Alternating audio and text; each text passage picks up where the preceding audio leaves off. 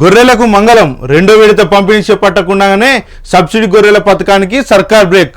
గొల్ల కుర్మలు కట్టిన డీడీలను వెనక్కి ఇచ్చేస్తున్న పశు సంవర్ధక శాఖ. దీనికి ప్రత్యేక దరఖాస్తు రూపొందించిన ప్రభుత్వం గొర్రెల కోసం 3.37 లక్షల మంది ఎదురుచూపులు. 90 రోజుల్లోనే గొర్రెలు ఇస్తామని ఎన్నికల మేనిఫెస్టోలో పెట్టిన కాంగ్రెస్ చెప్పిన దానికి విరుద్ధంగా ఇప్పుడు డీడీలో వాపస్. రాష్ట్రంలో సబ్సిడీ గొర్రెల పంపిణీ పథకం అటకెక్కినట్టే కనిపిస్తుంది. బీఆర్ఎస్ ప్రభుత్వ హయాంలో ప్రారంభమై ఒక విడత పూర్తయిన ఈ పథకం కింద రెండో విడత గొర్రెలను పంపిణీ చేసేందుకు కాంగ్రెస్ ప్రభుత్వం సిద్ధంగా లేనట్టు కనిపిస్తుంది. ఈ క్రమంలోనే మౌలికంగా వచ్చిన ఉన్నత స్థాయి ఆదేశాల మేరకు చడిచప్పుడు లేకుండా గొల్ల కుర్మల కట్టిన డీడీలను పశుసంవర్ధక శాఖ అధికారులు వెనక్కిచ్చేస్తున్నారు.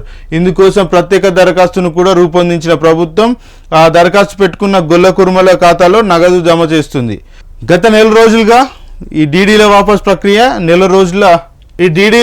ప్రక్రియ నెల క్రితమే ప్రారంభమైందని, జిల్లా వారీగా వరుసగా డీడీలు వెనక్కి ఇస్తున్నారని, కొన్ని జిల్లాల్లో 2-3 రోజుల కిందటే ప్రారంభించామని పశుసంవర్ధక శాఖ అధికారులు చెబుతున్నారు.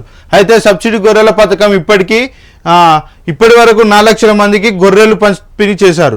మరో 3,37,816 మంది గొల్ల కుర్మలు రెండో విడతల గొర్రెలు ఇవ్వాల్సి ఉండగా, గత ఎన్నికల కంటే ముందు సుమారు 80,000 మందికి 43,750 చొప్పున డీడీలు తీసి గొర్రెలు ఎప్పుడు వస్తాయని ఎదురు చూస్తున్నారు.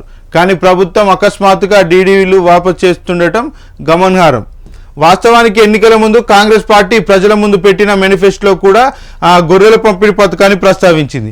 తాము అధికారంలోకి వస్తే ఈ పథకాన్ని కొనసాగిస్తామని, 90 రోజుల్లో రెండో విడత గొర్రెల పంపిణీ పథకాన్ని పూర్తి చేస్తామని హామీ ఇచ్చింది. కానీ ఇందుకు విరుద్ధంగా ఇప్పుడు ప్రత్యేక దరఖాస్తు రూపొందించి మరీ గొల్ల కుర్మల్లో కట్టిన డీడీలను వారికి వెనక్కి ఇచ్చేస్తుండడం గమనార్హం. అయితే మంత్రివర్గంలో ఎవరికి కేటాయించకపోవడంతో సీఎం రేవంత్ రెడ్డి పరిధిలోకే పశు సంవర్ధక శాఖ వస్తుంది. నేరుగా సీఎం పర్యవేక్షణలోకి రావడంతో శాఖ కార్యకలాపాల గురించి ఆయనకు చెప్పేందుకు అధికారులకు ముందుకు వెళ్ళలేని పరిస్థితి. అసలు గొర్రెల పథకం గురించి చర్చ జరిగింది ఒకేసారి, ఆ తర్వాత చర్చనే జరగలేదని ఉన్నతాధికారులు కొందరిపై రేవంత్ చర్యలు తీసుకుంటున్నారని అధికారులు అన్నారు. అయితే డీడీలు వెనక్కు వాపసు రాగానే రేవంత్ ఆదేశాలు ఇచ్చారా, లేక అధికారులే చొరవ తీసుకొని ఈ పథకానికి మంగళం పాడేందుకు సిద్ధమవుతున్నారా అన్న దానిపై స్పష్టత రావాల్సి ఉంది. గత ప్రభుత్వ హయాంలో పథకం అమలు అవినీతి జరిగితే ప్రభుత్వం పారదర్శకంగా అమలు చేసి గొల్ల కుర్మలకు మేలు చేయాలే కానీ ఏకంగా పథకాన్ని తీసేసే విధంగా వ్యవహరించడం ఏంటని చర్చ జరుగుతుంది.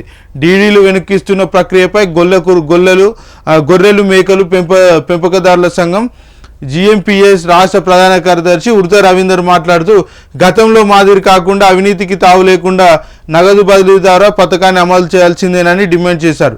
డీడీలు వాపసు చేయడాన్ని వెంటనే నిలిపివేసి అసలు ఈ పథకాన్ని కొనసాగిస్తారా లేదా అన్నదానిపై ప్రభుత్వం స్పష్టత ఇవ్వాలని కోరారు.